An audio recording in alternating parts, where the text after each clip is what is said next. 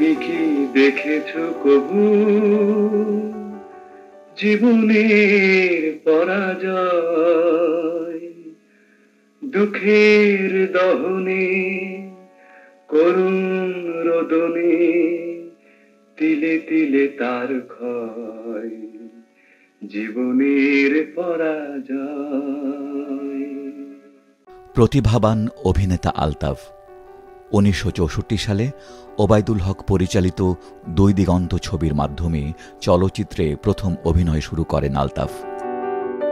তাঁর অভিনীত অন্যান্য চলচ্চিত্রগুলোর মধ্যে ১৩ নং ফেকু ওস্তাগার লেন, পরশমণি, শীত বসন্ত, অন্তরঙ্গ, মায়ার সংসার, এতটুকু আশা, নীল আকাশের নিচে, যে আগুনে পুড়ি, সূর্য ওঠার আগে, আঁকাবাঁকা, ছদ্মবেশী, টাকা আনা পাই, কোথায় যেন দেখেছি, কাঁচ কাটা হিরে, জলছবি, ওরা ১১ জন, দ্বীপ নেভে নাই, রংবাজ, আলোর মিছিল, বেঈমান, জীবনসাথী, এপার ওপার, অলংকার, বেলা শেষের গান, চৌধুরী বাড়ি প্রভৃতি অন্যতম। জনপ্রিয় অভিনেতা আলতাফ চলচ্চিত্রের পাশাপাশি বেতার টেলিভিশন ও মঞ্চে নিয়মিত অভিনয় করতেন। স্বাধীনতার আগে জনপ্রিয় টিভি ধারাবাহিক নাটক সংসপ্তক সহ টেলিভিশনের অনেক নাটকেই তিনি অসাধারণ অভিনয় করেছেন। একজন প্রতিভাবান ও মেধাবী অভিনেতা ছিলেন আলতাফ। যে কোনো চরিত্রে সুন্দর সাবলীল অভিনয় করার এক অসাধারণ দক্ষতা ছিল তাঁর। সহনায়ক, ভিলেন, কৌতুক, আবেগঘন গুরুত্বপূর্ণ চরিত্র, ট্র্যাজেডি, এমন সব ধরনের চরিত্রে কৃতিত্বের সঙ্গে অভিনয় করে গেছেন। এতটুকু আশা ছবিতে পোড় খাওয়া এক পরিবারের সন্তান, পা হারানো এক অসহায় যুবকের চরিত্রে অভিনয় করে বাংলা ভাষাভাষী সিনেমা দর্শকদের মাঝে আজও অবিস্মরণীয় হয়ে আছেন তিনি। ভাইয়া, সত্যি ভাইয়া, আমি আবার আগের মতো হাঁটতে পারবো? নিশ্চয়ই পারবি। হাত পা ভালো হয়ে যাবে, আবার আগের মতো কলেজ যেতে পারবো। হ্যাঁ রে।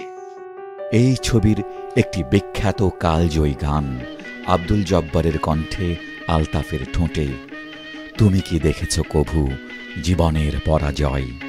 তুমি কি দেখেছো কভু জীবনের পরাজয়, দুঃখের দহনে করুণ রোদনে তিলে তিলে তার ক্ষয়, তিলে তিলে তার ক্ষয়।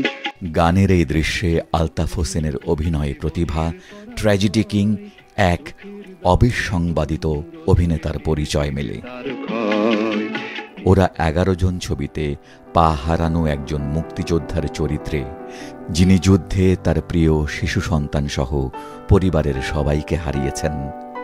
এমন একটি কঠিন চরিত্রে হৃদয় নিংড়ানো অভিনয় করে তিনি তার মেধার অভিনয় দক্ষতার চূড়ান্ত পরিচয় দিয়েছেন। আমি হারিয়েছি সত্যি, কিন্তু মনের দিক থেকে আমি এতটুকু দুর্বল হইনি।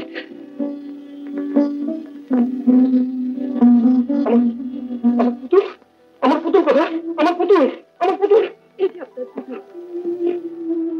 অসাধারণ গুণী এই অভিনেতা ১৯৭৮ সালের ২৬ মে ৩৬ বছর বয়সে ওয়ারি ১/১ হেয়ার স্ট্রিটের বাড়িতে মারা যান।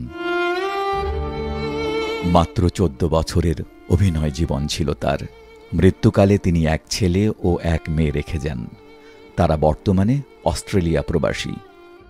ছড়াকার লুৎফর রহমান রিটনের লেখা থেকে জানা যায়, আলতাফের মৃত্যুর খবরে সেদিন ওয়ারির মুচিপাড়ার সরু গলিটা লোকে লোকারণ্য হয়ে ওঠে।